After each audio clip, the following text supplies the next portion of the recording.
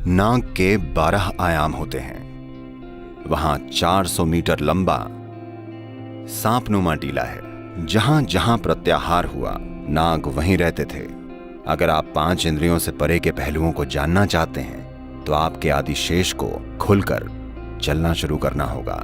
जहां 5 इंद्रियां फेल हो जाती हैं, वहीं से नाग का काम शुरू होता है।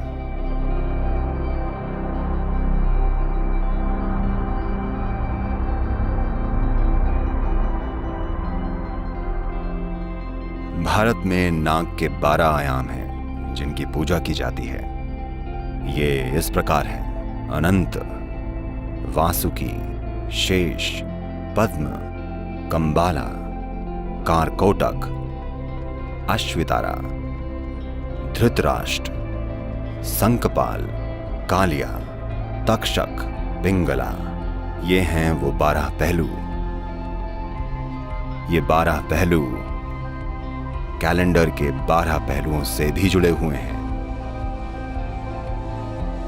वही पहलू जिनमें लोग सितारों और उन चीजों को पढ़ते हैं। वाकई दुनिया भर की अलग अलग संस्कृतियों में आप इसके संकेत और प्रमाण, सांकेतिक प्रमाण देख सकते हैं। पिछले 20,000 सालों में दुनिया भर में ऐसी कई कलाकृतियां बनी हैं जिनमें दिखाया गया है कि कैसे सांप ने उन जनजातियों की रहस्यमय यात्रा में एक महत्वपूर्ण भूमिका निभाई है। रूस से चीन तक, बेशक भारत में, अफ्रीका, मिस्र, ग्रीस, दक्षिणी अमेरिका, उत्तरी अमेरिका, हर जगह इसे दर्शाने वाले सांपों के प्रतीक मौजूद हैं। और उत्तरी अमेरिका में हमने पाया कि ओहायो में 400 मीटर लंबा एक सांपनुमा टीला है।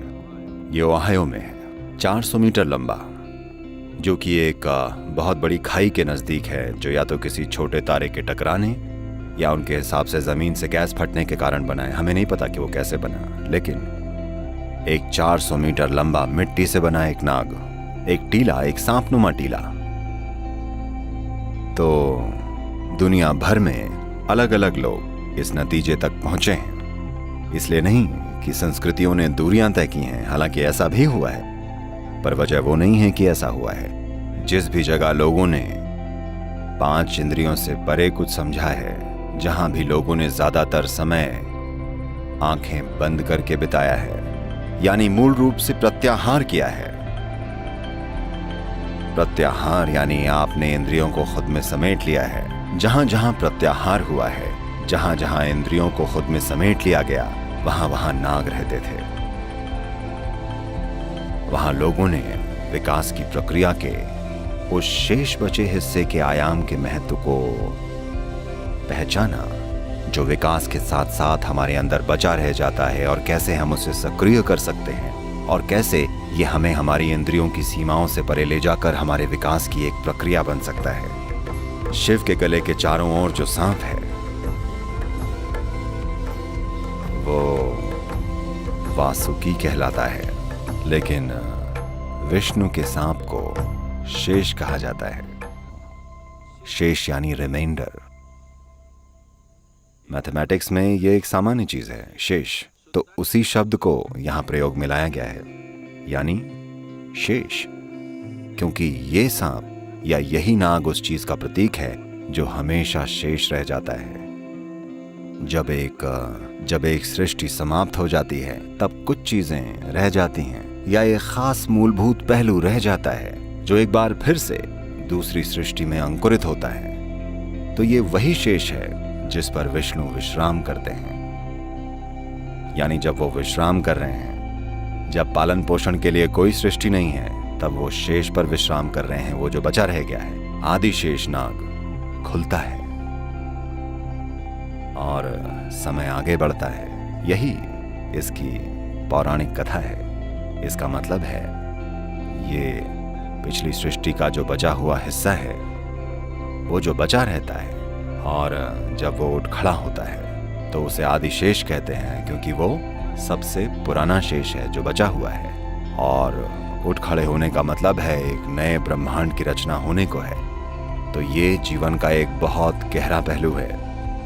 जिसे प्रतीकों की मदद से व्यक्त किया गया है। ये केवल अनुभव करने की बात नहीं है, या आत्मज्ञान की या मुक्ति पाने की बात नहीं है, ये जानने के बारे में है। अगर आप जानना चाहते हैं तो शायद हर कोई जानना नहीं चाहता, जो कि ठीक है। कुछ लोग बस मुक्त हो जाना चाहते हैं, उनको जानने से कोई मतलब नहीं है, वो भी ठीक है। पर वो जो जानना चाहते हैं, उनके लिए उनके अंदर विकास की प्रक्रिया का ये शेष रहने वाला पहलू बहुत बहुत महत्वपूर्ण है। नहीं तो ये वाकई काम नहीं करता, चाहे आप सांपों के प्रतीक को समझें या न समझें। लेकिन आपको उस आयाम में जान डालनी पड़ेगी, आपके आदिशेष को खुलकर चलना होगा। अगर आप 5 इंद्रियों से परे के पहलुओं को जानना चाहते हैं, वो पहलू जो भौतिक प्रकृति से परे हैं, नाग उस आयाम को दर्शाता है जिसका बोध इंद्रियों द्वारा नहीं किया जा सकता। यही कारण है कि योग संस्कृति में नागों पर सबसे ज्यादा ध्यान दिया जाता था। देखिए, आदि योगी अपने गले में एक नाग को धारण किया करते हैं, क्योंकि ये आपके उस पहलू को दर्शाता है जहां आप किसी चीज को समझ पाते हैं जबकि आपकी इंद्रियां नहीं समझ पाती। जहां 5 इंद्रियां फेल हो जाती हैं, वहां नाग का काम शुरू होता है।